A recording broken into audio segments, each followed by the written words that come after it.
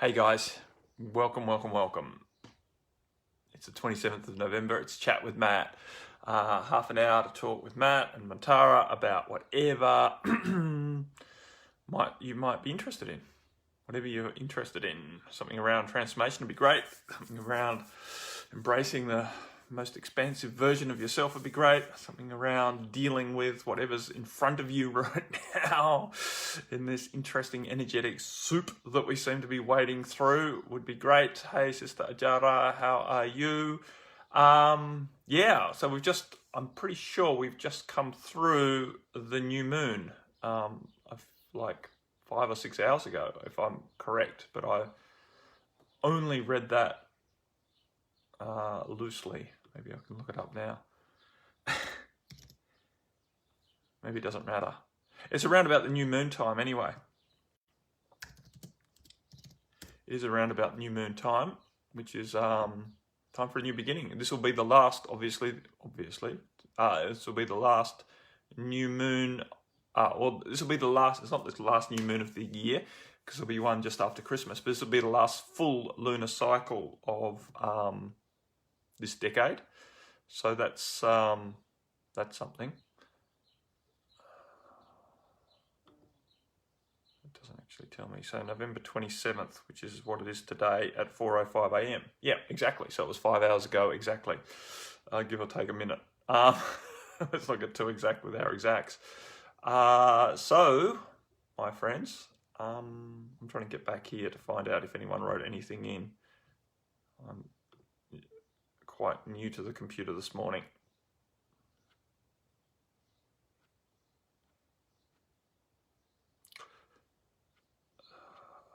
There's me. Oh look, Sister Barbara wrote something in. Awesome. Yeah, exactly. Sister Jara. So new moon was about 5 hours ago. We're into a brand new cycle. So if you've been feeling really tired, which I have been over the last 2 days, then you have a good excuse for it. New moon time is always a tired time, a time of rest and regeneration and a little bit of release energy, or a lot of release energy. So a lot of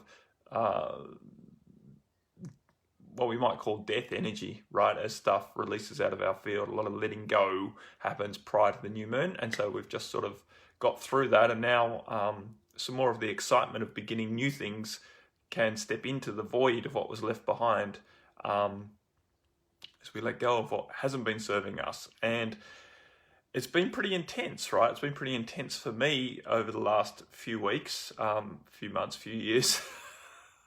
But no, really, over the last few weeks, it's been really intense. It's been almost crazy how manic the Christmas lead up is so early, farcically so, if that's a word, farcically. It's ridiculous how much stress is out there in the society. And I don't know if that's happening around you, but it's certainly happening around us here in my part of New Zealand. It seems like everyone's gone mad on Christmas halfway through November or earlier. Anywho, maybe it's been building up like this and I just had my head in the sand last year and didn't notice. I try and keep my head in the sand regarding what's going on out there in society, but it's been very hard to avoid it this year. And it's not that I go to the shops or anything at all other than to buy food and stuff. But nevertheless, and even through our yoga studio, right, noticing how strung out people have been for quite some time is concerning. Not that I worry about it, but I'm definitely interested in it, and it's going to be interesting to see how it all unfolds. Because there's definitely times of big change happening. That's definitely the case, because everyone's noticing it. That's the point. I think more and more people are noticing how farcical it all is, and I think that's going to inspire some bigger change. Anyway, let's talk about what Barbara's asking. She's asking about happiness, so that's always good. Barbara said, how to sustain that happiness that keeps bubbling up from apparently nowhere. Awesome. I know where it's bubbling from, and I want to be able to hold onto it. Laugh out loud. Yes, well, laugh out loud is correct, Barbara, because we can't hang on to anything in this world. Hey, Sister Shelley and Sister Vesna. I tried to say Sister Vesna too quickly and it ran in together. We can't hang on to anything. We live in a universe and we live in a cosmos. We live in an energetic soup creation that is built on the mandate of change. Everything keeps changing. Everything must flow. Energy needs to flow in order for it to maintain its health, almost, right? You try and hold energy still and it doesn't go well. So there's no need to hold on to the joy or the happiness that's bubbling up. The objective, rather than hanging on to it, is to allow it to continually bubble up, right? So there's no hanging on to, it's about getting into the flow of it, right? So it might seem like a subtle difference because you go, oh yes, that's what I mean, but your languaging indicates that there's a wanting to cling to something, and that never works. Whatever we want to cling to, we chase away, right? Same with money. If you want to hang on to your money, you're shit out of luck, right? Because if you're trying to hang on to it, you will poison it. You need to let money flow. You need to let it come into your bank account and out of your bank account.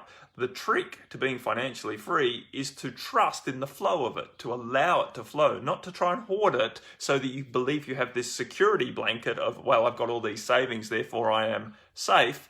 You are much, quote unquote, safer when you allow yourself to develop flows where you don't hang on to anything. It's very much the same with happiness, right? So happiness is created in moments. You can't hang on to it. Yes, you can habituate or what's the right word here? Establish habits where your perspective is more aligned with happiness, right? So you habitually identify or are aware of the happiness that's available to you in each moment, right? And that's basically what you're doing. That's what you mean. When happiness bubbles up from apparently nowhere, it's that your perspective has shifted to one of happiness because it's coming from apparently nowhere. In other words, there's no great experience happening, no great situation in your life that's, externally or extrovertly happy, right? It's not like the clowns have just come to town. It's not like you've just won lotto. It's not like anything major's changed in your external world, but happiness is bubbling up from apparently nowhere, which basically indicates that your perspective is shifting away from problems and issues and stuff that needs to be solved and all of the shoulds that society's trying to lump on you, whether it's spiritual society or a commercial society, right? When you choose not to align with that perspective and align with a perspective of in the moment joy, then that's happiness, right? So happiness is bubbling up from apparently nowhere. It's not a matter of hanging on to that. It's a matter of breathing and trusting that you can maintain that perspective for longer and longer periods of time. And of course, you're going to lose it from now and then, because what happens is as we attain this state of happiness, our vibration keeps rising and we're feeling more and more expansive. That necessarily triggers or releases vibrations of density and darkness that have been secreted in our energetic field, right? They've been stored in our energetic field, and it arises to be released.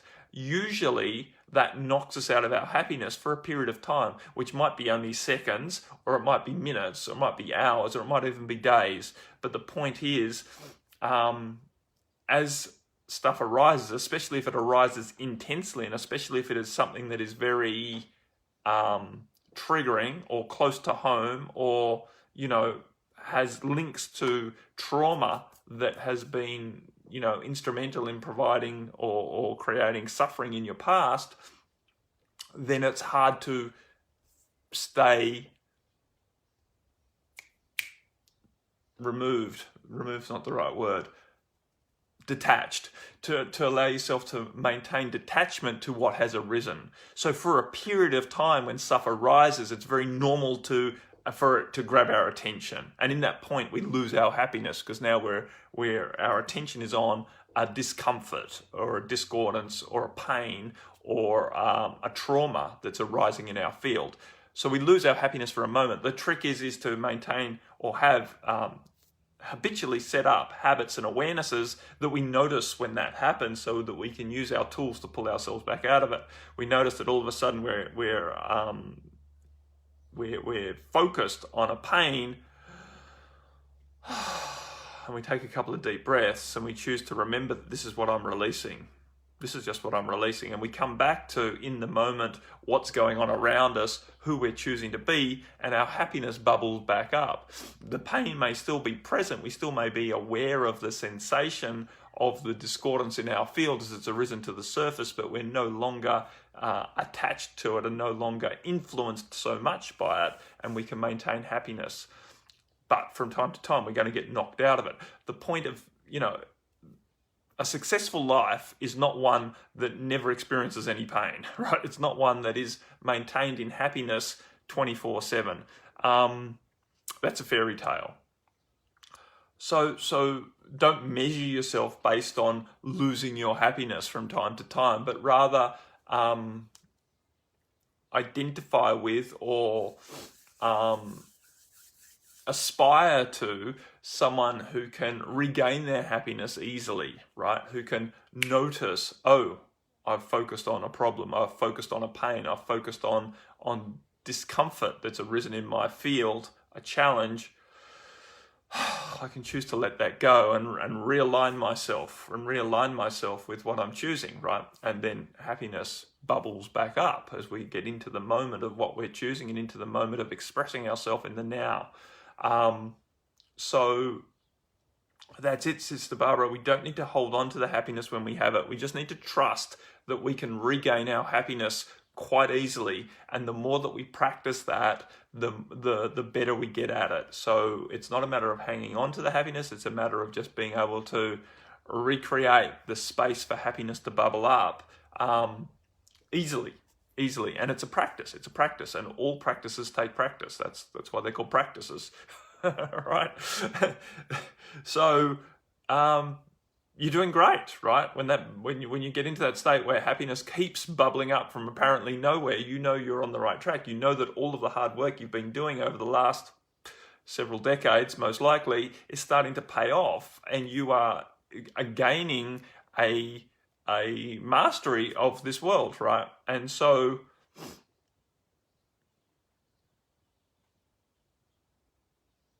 okay, yes, I'll talk about that in just a second, Ajara, because it's a similar question, because you're trying to maintain something that's not necessarily needed to be maintained, but more or less regained. So, but let me just finish. So the point is, Barbara, is to relax into not needing to hold on to it, but to relax into knowing that you can create it and recreate it, and that happiness is available to you in each moment where you choose to distance yourself from whatever has distracted you from the present moment, which generally is some sort of pain or challenge that's arising to be released. You're releasing this stuff because as you maintain that vibration of happiness for longer and longer periods of time, your vibration is getting higher and higher. And so you are going to keep going through the release of various energies that have been left in your field from the past. And some of those will be quite intense, and they will no doubt knock you out of your happiness for a period of time. And that is not a failure. That is just part of the process,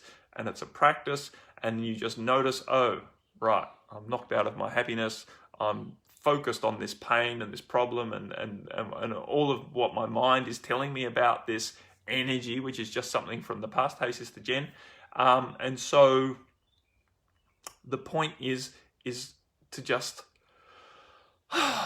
relax. You can regain your happiness whenever you want to. You don't need to try and hold on to it. It's available to you. Okay, Sister Ajara, let me read all of this. Hopefully this see more button. I don't know why my phone... No, not going to let me. Okay, there's more than 2 ways to skin a cat. I'll come back here and look at it on the computer. Okay. Can you and Mantara talk about how to maintain yourself in the stillness within when you are surrounded by chaos, such as the crazy Christmas shopping energies? Why do you feel you need to maintain yourself in the stillness within, Ajara? Because this is what's tripping so many of us up, is this idea that we're supposed to be removed from the world completely. That a good, right, proper spiritual person is not touched by our external world.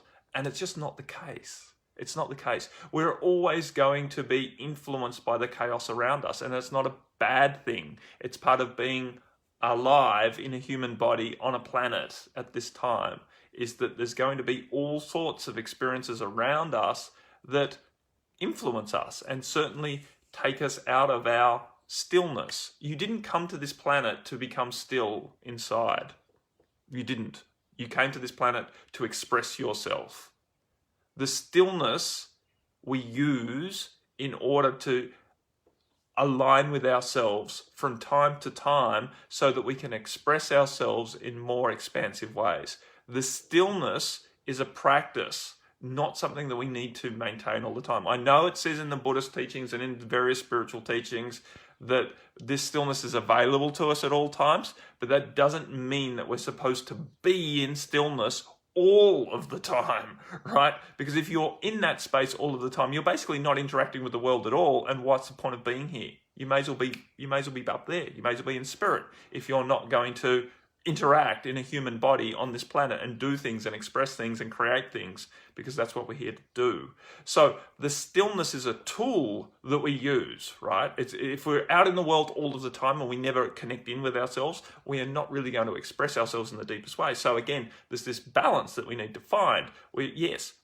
Spend time in the stillness to have the downloads, to connect more deeply with ourselves, to find a stronger foundation in who we are so that we know more inherently in ourselves as we walk into the world that we are who we are. And whether we're getting influenced by the chaos around us, the Christmas spirit and all of the BS that influences us and quite often triggers a reaction that's not comfortable, it's the practice that we have in the stillness that allows us to be aware of what's going on. It's like, this isn't me, what I'm feeling right now. This is the external world, because I know what I feel like. It's not a matter of staying in that stillness all the time, but it's about referencing that stillness to remind yourself that what you're currently experiencing is a release of energy, whether it's your energy or external societal energies. It's just being felt. Now, the point is, and I guess what your question was really asking is, how do I maintain my peace, right? How do I maintain my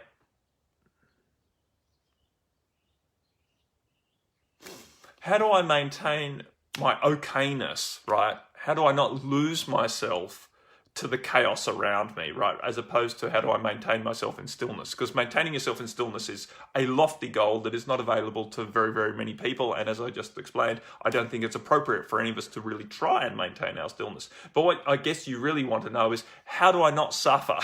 Right? This is really what you're asking, right? How do I not suffer when I walk through the world and the chaos, the craziness around me is intense. It's intense. So the way that you don't suffer is to, one, stop judging yourself that you're not maintaining stillness, because that's not helping, right? Because you're not supposed to maintain stillness. You're supposed to feel the craziness, because that's your empathy, right? That's how you know what's going on around you. That's how you keep yourself safe. You know that there's craziness around you so that you can now take measures.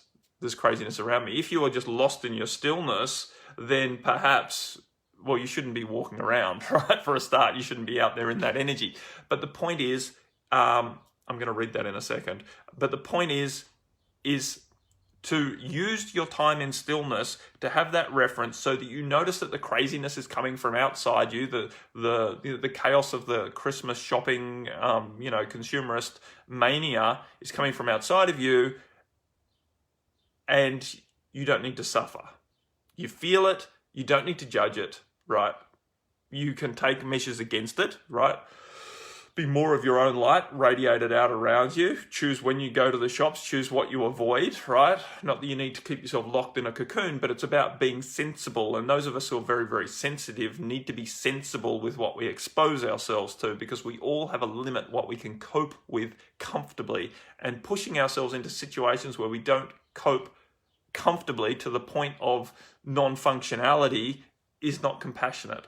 At the same time, locking ourselves away and not exposing ourselves to anything is also not compassionate, because we won't grow if we do that. So we need to give ourselves exposure to triggering experiences to a point that we can cope with, even not totally comfortably, but functionally. We can cope with it functionally so that we keep growing and keep expanding our ability to deal with challenging situations.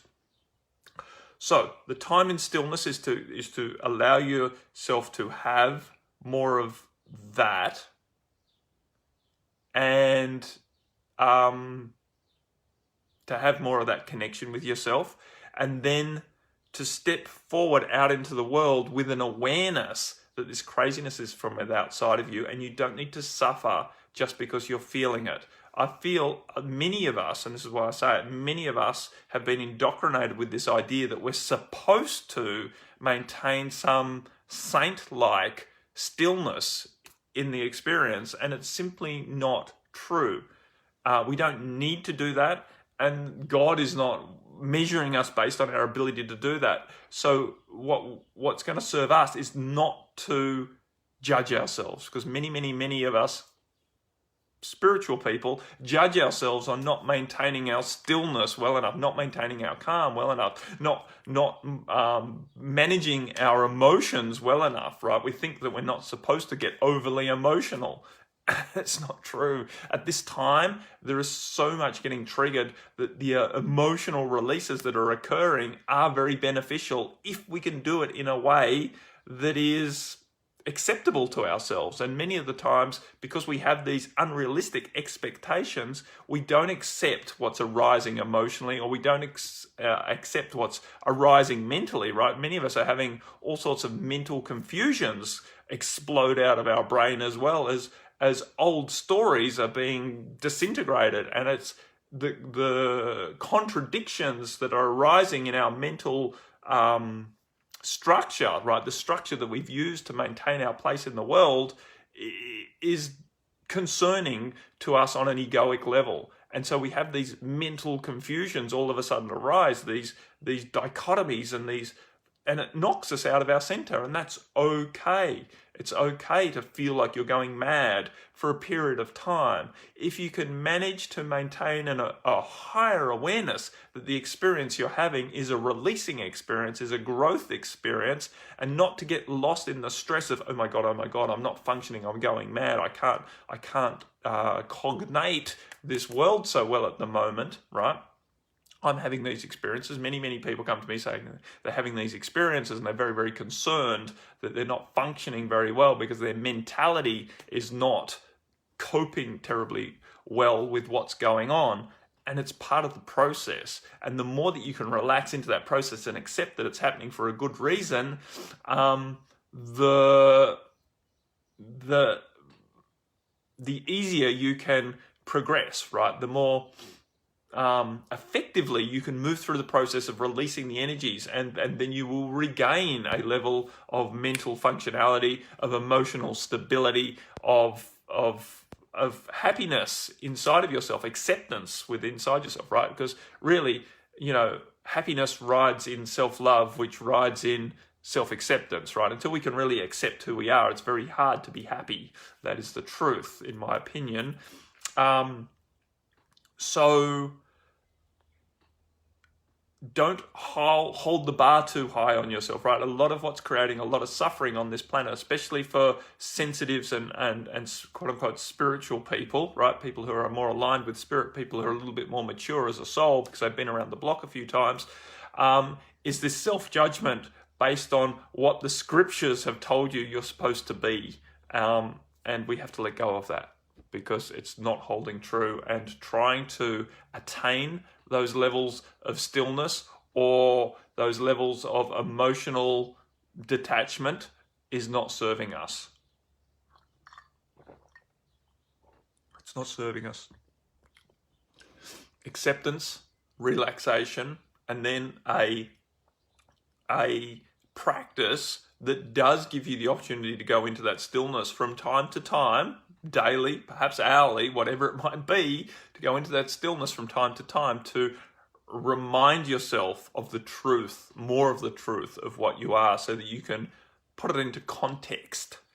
So, Brother Anthony, hi Matt, listening to you while creating my perfect living space to help me start to enjoy my life. Awesome, Anthony. I'm glad you're investing some time in creating a quote-unquote perfect, and we can talk about what perfect is, but a living space that feels right for you at this moment. Understand that that living space will continue to evolve as you do, right? And so don't get too contracted around making it perfect, but just go with what feels right now, and then be prepared to change it as it evolves, right? As you evolve, and as your awareness evolves, and as things evolve.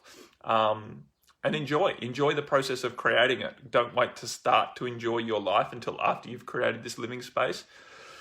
This next breath is your opportunity to enjoy the process of creation, because that's really what we're here to do. So when we're in the process of creation, it's really some of our highest joy. So enjoy the process. Get out of the mindset that you need to have completed something before you get your joy, right? Because the joy is in the process of creating, not in the completion of the creation. And that, again, is a very big indoctrination, a conspiracy that's been bestowed upon us by society, that we get the joy after we've completed something. That joy is in completion. That joy is in, this hit of satisfaction that we get when we get to tick something off. Look, I've created something. That's a conspiracy, because really the true joy is in the moment of creation, not in the recognition of completion, right? And so many people get so disillusioned when they do get to these moments of completion, and sometimes it's big things, like things they've been working on for years or even decades. They get to that moment of completion and it's very, very hollow, and that leaves them very, very deflated, because they didn't get what they were expecting, which is a massive amount of happiness, joy in the completion of something. And the whole time that they were doing the creation of it, they were fixated on the idea that they're going to enjoy it when they're finished, right? And in that fixation, they've missed the joy of the creation, which is unfortunate and a hard lesson, and a lesson that we've all had in some ways or another, but not all of us have gained that level of wisdom where we can choose not to keep doing that into the future. Choose not to keep holding out our joy until we've completed something, and then being very disillusioned or unhappy that the level of joy that we were expecting just wasn't there, considering the amount of investment in time that we've put into the process of creation. But the joy was in each of the moments of the creation, and we missed it through our false belief. Okay. Where are we up to time-wise? Oh, look at that, 9:31. I've done it. That was interesting. Chat with Matt comes to an end organically. Awesome, my friends. I have one other notification, and that is that I'm going to be doing more and more delivery of content in my free group, which we've recently renamed the Bright Light Facilitators, with an S on the end, the Bright Light Facilitators.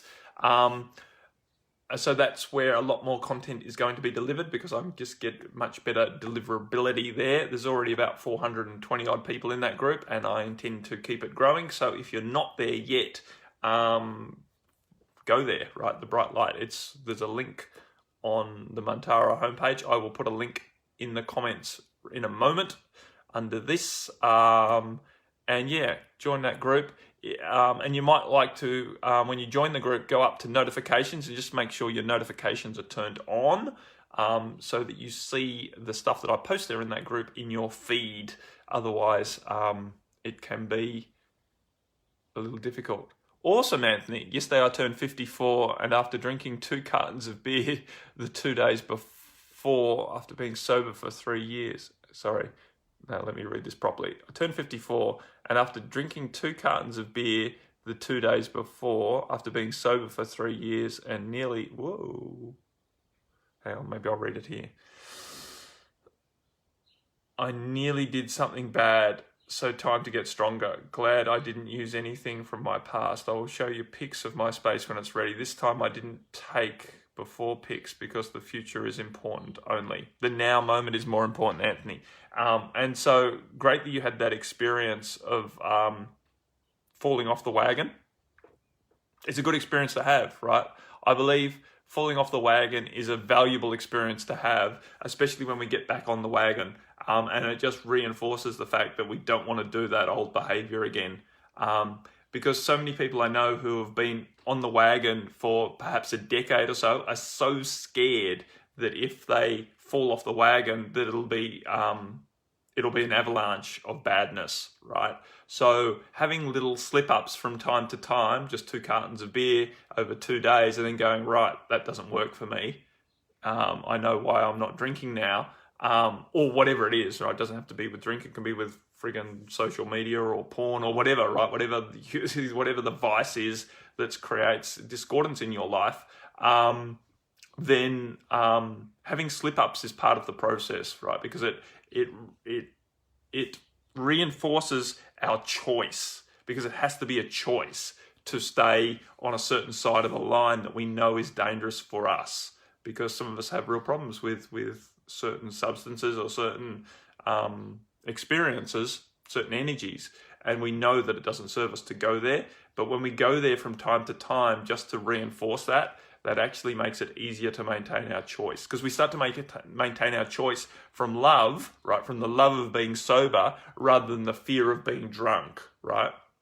We know that being drunk creates problems for us, but rather than just fearing getting drunk, we actually love being sober. So that's what's important, right? When we move forward, it always works better when we move forward from a space of love rather than fear. Awesome. So great that you had that experience. Use it to really reinforce why you're choosing to stay sober, and keep on keeping on, right, brother? And yeah, I look forward to seeing your pics. And your future is now. Your future is now, and you're creating it one breath at a time as you put energy into creating a space that you're really going to enjoy. Okay. I think that's it, my friends. So yeah, look out for the group if you're not already in the Bright Light Facilitators. And I'll speak to you again soon. Bye for now.